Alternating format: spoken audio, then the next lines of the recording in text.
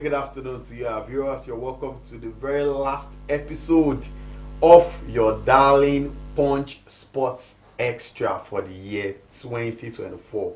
Simply means that the next Monday you'll be seeing us on this program. God willing, we are going to be in a new year that is going to be ending with 5 and not 4.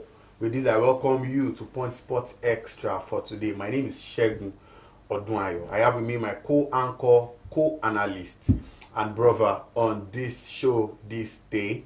I don't know if we started the show together this year. Somehow we are ending together. Peter Akimbo, you're welcome. It's the last. Yeah, it's the last one of the year. Thank you very much, Shegun. Yeah, it's been a lot of shows this year. We've been together for a long time. It's been a good ride and a long time. So let's see how we're going to kick off the year and then kick on in 2025. Sweet one from Peter. Very quickly, let's start with Punch Sports Extra. The front page of the newspaper.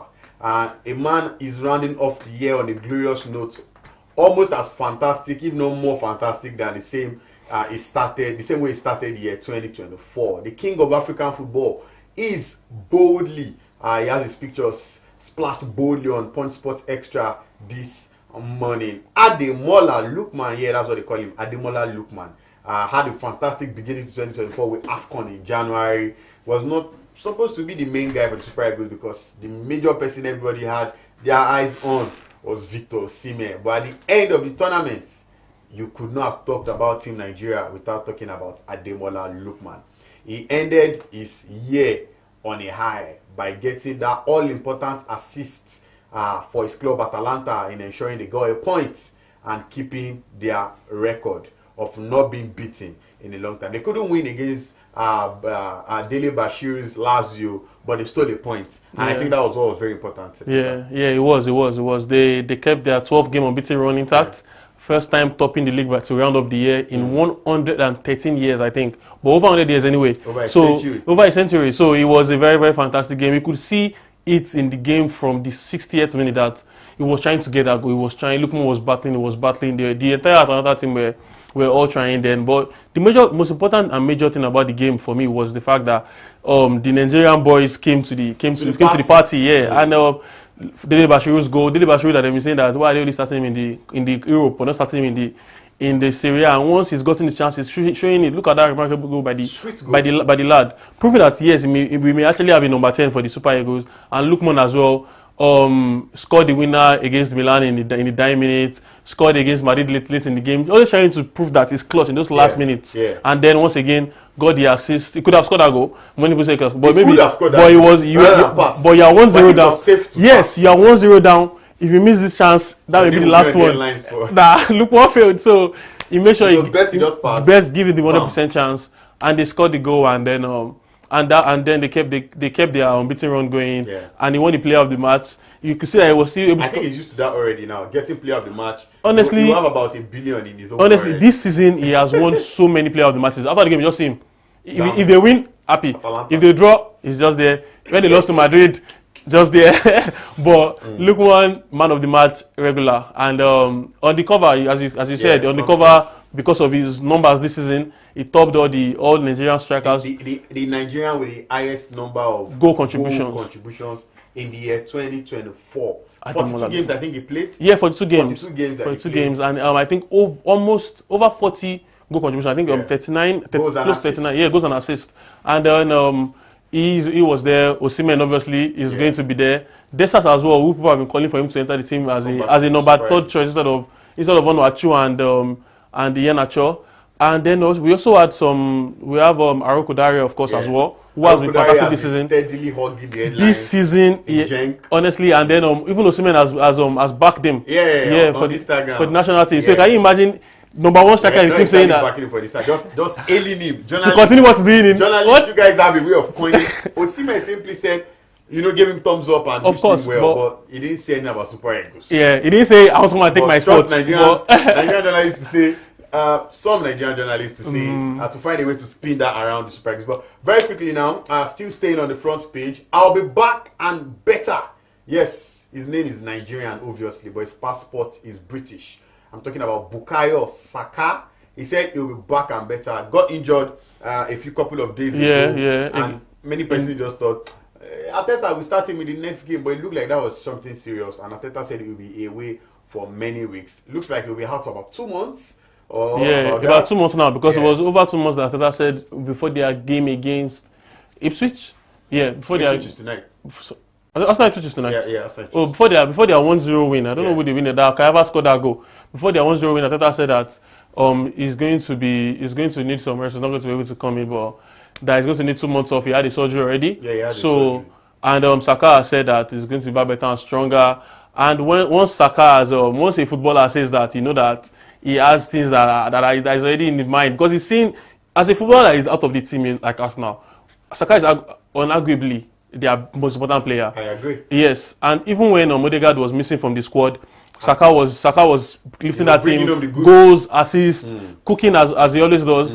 And now that he's out of the team, watching his team, knows what his team needs, knows where the teams are making lapses, he can better see the game, know that outside. When I'm coming back in, these are areas that the team have been playing without me and slotting, and he can know how to better slot into the team. I hope that he continues the season now, how we started the season, because he has actually had a fantastic season for himself alone, even though Arsenal have not been at the form expected from them from the last two. City was going to falter. Arsenal should be doing that now because they've been second back-to-back now. So unfortunately, they are faltering with Arsenal. So old Pep and the young Pep, both pepping each other off getting the league, it seems, because it's not over. It seems like Arne Slot has slotted himself in. Slot is just slotting himself in.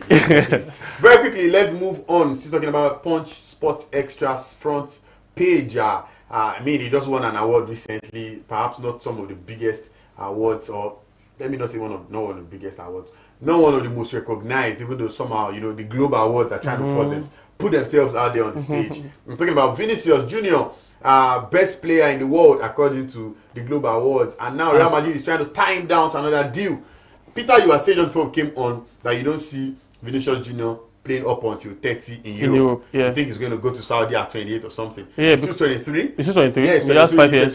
He has won 2 Champions League, won 2 La Ligas. 2 La Ligas or 3, but he has won 2 La Ligas, 2 Champions League. He has completed being the main man.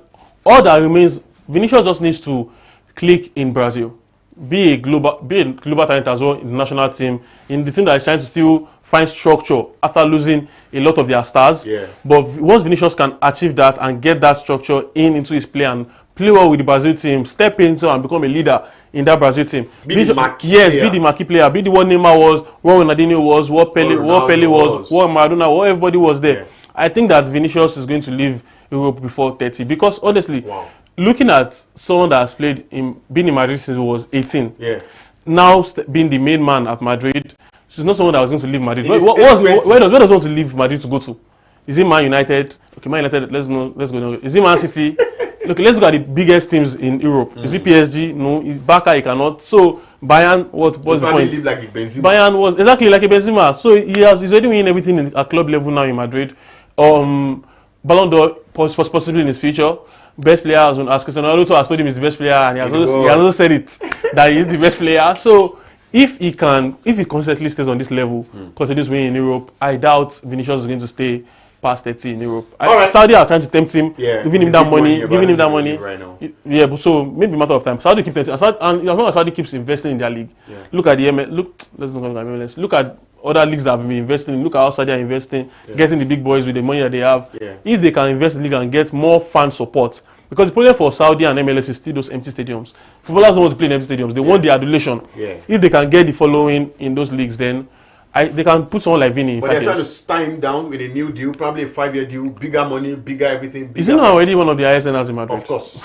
So of course, his buyout clause is about $1 billion. $1 billion, Vini, Rodrigo, Edric, and what else? €1 billion. €1 billion, Avavali. With this now, there's a possibility of seeing €2 billion. €2 billion, because ever since they paid that $220 million for Neymar, nobody's putting €500 million again. €1 billion. You want to take him, come and pay it.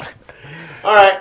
Away from there now, very quick one. We're still going to talk about the Chan boys, the Chan players, but we're just talking about the fact that Coach Daniel Ogumodede coaches Remo Stars, coaches the Chan Super Eagles, home-based Super Eagles as they are also known. I said he wants early preparation for the Chan tournament. We've not qualified up until, since 2018. Now we are going for this one. We'll come back to analyze that game against Ghana later. There's a segment for that on this show. But the man has said he needs early preparation. Yeah, and he has something great at Chan. And for someone that has broken the 6-year Jinx, not him alone, obviously, with the team he had and the structure that they had, broken the 6-year jinx, I think that he should be able to be given what he wants and what he has demanded. And he also said that he's opening the door for more players to come into the team, more players to come into the Chan Eagles team, more domestic, more home-based players. And then I think that if they can start analyzing these talents early, maybe have 1 or 2 camps, like how we do for the AFCON, for the World Cup, if we can have 1 or 2 camps and look at all the home-based talents that are shining as a whole, you can get the best team you would really want. And because honestly, if you look at preparation that they have outside Nigeria, if you look at preparation they're having North Africa and East Africa, sorry, I meant, and also in Europe as a whole, these people prepare for the World Cups 3 months before, prepare for the Cup of Nations 3 months before. But we are always seeming to prepare quite late for our tournaments. And I think that if we can prepare much earlier, this team that has been able to break this jinx, they can do more than break the jinx. Our best finish was second in, I can't remember when that was, in 2018. That's in 2018, I think. Yeah, so I think that if we can get the preparation, of course we can go a step further and win the whole thing. All right, Barcelona Football Club there in España, Spain, had difficulties registering some of their players, and it got so controversial. Players like Daniel Olmo might be leaving for free. Exactly, but it looks like Barcelona are going to be having a solution around that, and they're going to be getting Daniel Olmo registered, Paul Victor registered. I mean, they had these problems when the money challenges came. And we thought that they've solved their money issues now.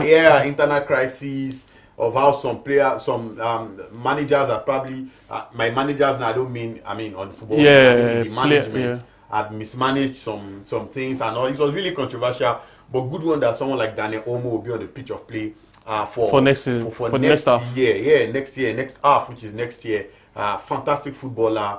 And just a good one for football, really. Because the best clubs need to compete. You can't be having people.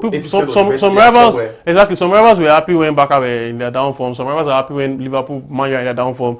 The best clubs need to compete. That's how when you enjoy the games. Exactly. Look at when Liverpool and Arsenal played earlier this season, the 2-2 draw, and that was a good game to watch. When Madrid and Barca are playing and they are both competing at their highest level, 3-2. But this 4-0, that's what we want to be seeing. We want to be seeing them both best players for both teams fighting and banging each other. Exactly. So that's what we want to see. We want to see competition. Not that Madrid run away and win the league. And I'm saying that Barca was off form. They won the league on an easy day. They didn't have players. They couldn't register players. Who did you compete against? So it needs to be the tough. Look at Atletico Madrid right now as well, giving the other big boys a test and a fight in La Liga. So that's what we want to see, that these people are getting the best players. So I think it's fantastic for them. All right, last for us on the front page this morning, even though we have far more than this number of stories that we have analyzed so far, is Dele Bashiru. He's got the goal for Lazio. We spoke about it earlier, but I think we should just put the spotlight on him because it looks like the spotlight was majorly on the king of African football, Ademola Lookman. But hey, he's new in the Super Eagles, but I think he's doing really well at club level. Even for the Super Eagles, for the chances he's gotten. At club level for Lazio, he's doing his best. For the Super Eagles of Nigeria, I remember he scored in that World Cup. World Cup qualifier. The equalizer. AFCON qualifier. It was an AFCON qualifier. A screamer from outside. I mean, just at the time when we were looking for a goal, I think we won that game 1-0. It was one that scored the only goal of the game. Dele Bashiru, one of the Init boys there. But I think he had a great game in that game. I watched that game, Lazio Atalanta. He had a fantastic game. He did have a fantastic game at all. I could have argued for him to have also won the Player of the Match award. That was one of the he played the full 90 minutes in that match. Obviously because he was contributing to the game. Apart from his goal, he was creating some chances for his teammates as well. Exactly. He called himself a box-to-box midfielder, and I saw it in that game. He was all over the pitch, putting himself out there, trying to help his team get his 3 points against one of the top leaders, because they've been beaten by Inter back to back. So they are trying to get this win as well against one of the leaders. And credit to them, they got the point. And Dele Bashiru was obviously very, very instrumental to that whole win. Got the goal, contributed as well, created chances. Atlanta keeper was also very, very on form. Even if Atlanta keeper was not on form, Dele Bashiru might have had a goal and also an assist. The Lazio keeper was fantastic. I think both keepers could have scored, I think, twice. Yes, there was a corner that he tried, but the keeper got there. So I think both keepers were also on form. That was what held our Nigerian boys back. But obviously their names were still there. 2 goal contribution from the boys, and and obviously Dele Bashiru should not even there's no need to even think about taking headlines away from somebody, but Dele Bashiru is doing his job fantastically well, and he has been And they are doing job fantastically well, which is also reminiscent of a lot of Nigerians this season in Europe. If you look at Nottingham Forest, who are surprisingly second in the Premier League, and Fulham as well, Alex Iwobi. So I think with the midfield. Nottingham Forest, you have to mention Olaino. Olaino, of course. Nottingham Forest, it's because I know that I meant. It's because that I said that I mentioned Nottingham Forest, of course. And also Alex Iwobi, Calvin Bassey. Very, very. So these Nigerian players this season, last season we had a lot of success with trophies, but this season, performance-wise, they are really, really coming to the party, and it's really fantastic to see, and gives us hope for our tough attempts at the World Cup qualifiers. Starting 2025. Yeah, because we are a bit of a lot of. We need all the energy. We need all the energy and all the points and all the performances coming into the national team as well. All right, thank you very much for being a part of this segment. The Punch Sports Extra front page analysis is done, and that's the last we'll be having for the year 2024. Of course, you can always still get Punch Sports Extra, the hard copy. Go to your vendor, you're going to have a good read. Usually for me, is when I'm drinking tea or when I'm drinking Gary. That's when I read the best because it makes me happy and gives me so much fun. I don't know what works for you, but whatever works for you, do it with a copy of Punch Sports Extra in your hands. Very quickly, we move on to the other segments of the show. I think we'll be starting very, very quickly with what happened in Europe, majorly England and Italy, basically, because in other places, most of them are back home enjoying their Christmas break and their holidays. But in England, football never, ever stops. And we saw what happened yesterday. Mo Salah. Myself and Peter were speaking just before we came on, and we are saying that Salah is in a Ballon d'Or form. This is not even a form for African Footballer of the Year. No. This is a Ballon d'Or kind of form. He's sweeping everything. Now he has a ritual of taking pictures with goal scorers on social media and whenever a game ends for Liverpool, he just comes himself and his teammates of whoever scores. And him is always there. They were saying that there's a Christmas course for Salah, this and that. There's no Christmas course. Because he's always no Christmas course, anything this time around. I think the Salah has been a very fantastic footballer. Nothing to say. We in Nigeria can even complain when not if anymore. As long as there's no injury, when he takes away our African Player of the Year from our boys, but he has been playing. Our boys are informed. If our boys can win trophies and Salah ends up scoring but not winning trophies, and then Lookman is on this form in the Champions League, go to win the Champions League. They win the Italian Serie A, and he's on this form too. Let's leave the Champions League, but if Liverpool can win the league and the Coppa Italia, I've also analyzed this 100 million times. Osimhen in Europa League and Super League, but if Salah doubles what he has done this season and wins just the Premier League, it's Salah. But right now, Salah is in form, like we said. 5-0 yesterday. Goals every game, goal and an assist. I don't even know who he's reminding me of. I think he's reminding me of Messi. And the numbers are just phenomenal. In the Premier League alone, already has 30 goal contributions. How? Top 7. You will see if you open the Premier League FPL app, Premier League app, and you go to the stats. Top goal scorer, Salah, 17 goals. Top assist, Salah, 13 assists. It is fantastic to see a player like that. It reminds me of Thierry Henry when he was doing 20 goals and 20 assists. And Salah is already almost surpassing that already in just half of the season. Half of the season. More to go. Salah, Pharaoh. He's the Pharaoh. There's nothing more to say. He's the Pharaoh. He has deserved to be in this mentioning. He has never been top 3 in Ballon d'Or. And he has deserved to be in top 3 in Ballon d'Or multiple times. Van Dijk got there. Mane got there. Mane was in top 4, top 5. Salah was in top 5. Yeah, it was never top 3. He was very close. That year that Madi beat them in the final. So Salah has always been very close. And I think that this might be his year. He has been a consistent player. People always say that consistency is why Ronaldo and Messi were always getting nominated. But Salah has been consistent since he came to Premier League back in Liverpool under Jurgen Klopp. Someone that was never really a goal scorer. He was a Douglas Costa, he was a Cuadrado, assisting William. But now, Salah has just been fantastic. He's the man. And he's 31. Yeah, he's 32. 32 now. So apparently, supposedly, in his prime for a forward. In that period where for the next 4 years, everything seems to come easy for them. So, Salah, yes, Ballon d'Or form. Alright, Ballon d'Or form for Mohamed Salah, the Egyptian king, but we must also talk about a man who has come in to take the job of a German and is slotting in perfectly. I'm talking about no other person but the Dutch Arne Slot. A man that many persons had predicted that was going to struggle in his first year, but is showing the world what he really can do. Everybody is in form at Liverpool right now. If Alisson is not playing, there's Keller there to provide protection on his behalf. There's Virgil van Dijk, the captain, the leader at the back. There's Trent Alexander-Arnold, who is said to be on his way to Real Madrid, still keeping it tight right there at the right flank. At the back, there's Robertson. Somewhere in the middle of the Ibrahim park, Konate. there's and that's, I mean, Konate has, even for the few times he has played, he has been fantastic. Very fantastic player. He's off right now, but hey, in the middle of the park, there's Jogoslai. McAllister, fantastic number 10. Alexis McAllister. Curtis Jones, that young boy. Curtis Jones when he comes on. When this man also comes on, Diogo Jota is ensuring everybody is writing down his names on Jotas. There's Mohamed Salah himself, of course, the Egyptian king. You need to know introduction. Cody Gakpo, Luis Diaz, the entire team is just firing on all cylinders. That team right now is sending any other team they face to Hades because everybody seems to understand what they are doing. 5 yesterday against West Ham, 5 unanswerable goals away from home and ensuring that the owners and the directors of West Ham had no other option but to look and watch that game with pain in their hearts. Away from that game yesterday, two other games that happened yesterday. Finally, the Viking knew how to put the ball behind the net once again. And his manager found a way to win after losing dangerously for a very long time. I'm talking about Manchester City and I'm talking about Pep Guardiola on his 500th game in charge of Man City. They did the stuff for him, but he wasn't even feeling it. He was not in the mood. That man is. Man City 2-0. 2 goals to nil against Leicester City. Yeah. So it was a narrow game, surprisingly, for Man City because, and not surprisingly as well.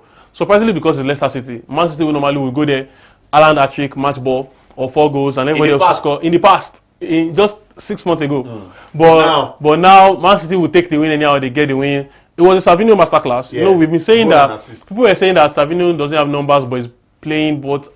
What people are always saying, those now tell you watch football with our eyes, but what are you watching for with your eyes when he's playing, but he's still not winning? They are not winning. So, but now a goal and an assist, he put himself out there, won the Man of the Match award, helped Erling Haaland to break his duck, and obviously that will be very good for Erling Haaland's confidence to end the year with a win, a goal, and Guardiola as well for that. Yeah. So it was a tough game, but a good game for them. It was a tough but a good game for them, and I think that this will really help them going into the new year. Guardiola needed to see some things like that exactly from some players. Maybe like Jamal. Yes, exactly. Because apart from that, because stay humble, because coming into January, Guardiola is going to definitely want to sign some players. Yeah, of course. He has said it already multiple times. He needs to buy a DM. He needs a DM for Rodri. Now that Rodri is not there. So Guardiola. I'm sorry, quick one, Peter. But is that not an attack on some guys in that team? Is that not meant to be players? His players are there. His players were there. He buys players every season. Every season he got Savinho, brought in Doku. This season, I'm saying he always buys players every season. So what? Every season. Well, Guardiola has said it best that is that not an indictment on some boys? Guardiola said that he doesn't know. If Guardiola can say that he doesn't know, what do I know? They cooked him. They cooked Guardiola. Guardiola 12 or 11 games unbeaten without a win. Yes, about 12. Yeah, 12. Fantastic. I love to see it. Nottingham Forest have left the woods because a man, Chris Wood, is scoring for fun. And this is their highest ever finish in a very long time in a football calendar year. When Nottingham Forest won the Champions League, nobody in this building was alive. When they won the Champions League, then nobody in this building was alive. That's what I'm saying. So this. Right now, if the season finishes today, Nottingham Forest will go to Champions League. Qualifying for the Champions League. I mean, it's unbelievable scenes happening honestly. Guess the manager that is doing all of that. A manager that was sacked by Tottenham, by Spurs. What is he doing correctly? Well, I think that is a lot of going back to the basics. He's not conceding goals. It's a lot of going back to the basics. The defense is very tight. Defenders are defending. Midfielders keep transitioning the ball. And the attackers are responsible for the attack. There's no attackers. There are no attackers, rather. It's just Wood. No, and then maybe Elanga and Odoi. Odoi has even not been, Odoi really. Odoi has been Odoi. You know how I say Odoi has been Odoi? Yeah. Now, if you look at most of Wood's goals are coming from crosses from that left wing that Odoi is. Elanga has been scoring. Elanga has been scoring those goals, obviously, like he scored against Liverpool. Elanga has been getting those goals. But I think that having those combination of pace on the wings, bringing us to that old football of 4-4-2, then you come from Asari. Sorry. That's why we just run and cross the ball, run and cross the ball. It's really helping the team, and they are so compact. If you look at when Nottingham Forest are playing, when our opposition is on the ball, 4 players are around him of Nottingham Forest. Next on the ball, 4 players are around him. And I wonder that do they have more than 10 players on the pitch? But it's just a lot of understanding of the game. Look at their clean sheets every time. They're not trying to score you 4, but they will score you 4 because they've scored 1. You try to score, they will hold you, score another one again. They are not rushing you. They are not running like Liverpool and Manchester City. Look at Liverpool Tottenham playing 6-3. Tottenham Forest held Liverpool to 0 goals. Liverpool have scored 11 goals in their last 2 games, and Nottingham Forest was able to hold them to 0 goals. It's just so amazing how what Forest are doing. Now there is Sean Dyche that was drawn against City. Yeah. Drawn against Arsenal. Drawn against Chelsea.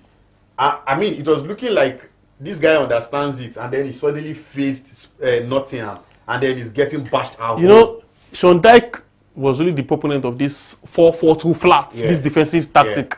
And now that Nuno Espirito Santo, what he achieved at Wolves, knowing that at Wolves doing the counter-attacking play, and now he's now joining those 2 tactics in this Nottingham Forest team with players that seem to understand the game at an entirely high level. And it's just a lot of hard work, to be very honest. A lot of hard work, because they always say that talent beats hard work when hard work beats talent. When talent doesn't work hard. So, and honestly, this is just a lot of hard work. Every single player is switched on. It's almost like Fulham as well, but Forest are just every player is switched on. Every player is switched on. Level. Every player. Scoring defender so far in FPL this season is Olaino, not Virgil van Dijk, not Saliba, not Gabriel. Olaino. That's out clean sheets. I just gave you guys an expo, so go and sign Olaino in the FPL. All right, we're moving away very, very quickly. Now, there are more games happening tonight. Chelsea Ipswich. I think that looks like a straight win for Chelsea. Yeah, Palmer is my captain in the FPL. Everybody has Captain Salah, and I'm the one that has taken this risk. And I pray that it scores a hat-trick. Life is about risk, really. Yeah. I mean, he may just be playing 2 minutes and probably, injured.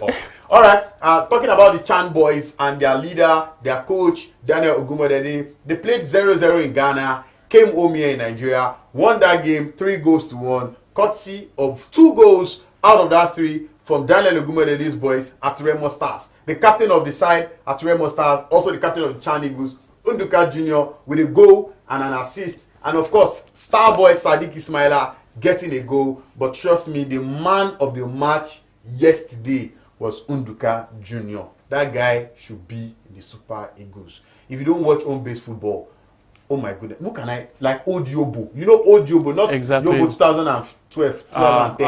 Old Yobo 2002, 2003, 2004, under David Moyes. That Yobo. I think that's what Unduka Jr. reminds me of. After that, saying it's time for us to go. I don't feel like leaving this show. But hey, the January transfer window opens on Wednesday. And I think I know the first manager to sign.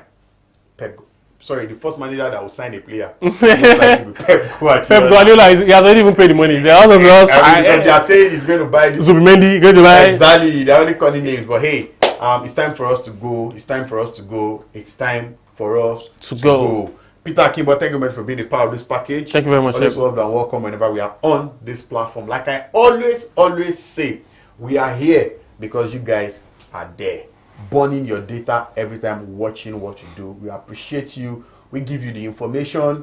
We give you the analysis. You give us your love. You give us your views. A very big thank you to the production team members as well for ensuring we've had a fantastic year on Punch Sports Extra. God willing, we'll be here again on the 6th of January 2025, next week Monday, to continue what you do know how to do best. My name is Shegun. I say have yourselves a fantastic end of the year and a beginning to 2025. Stay out of trouble. Bye for now. Bye.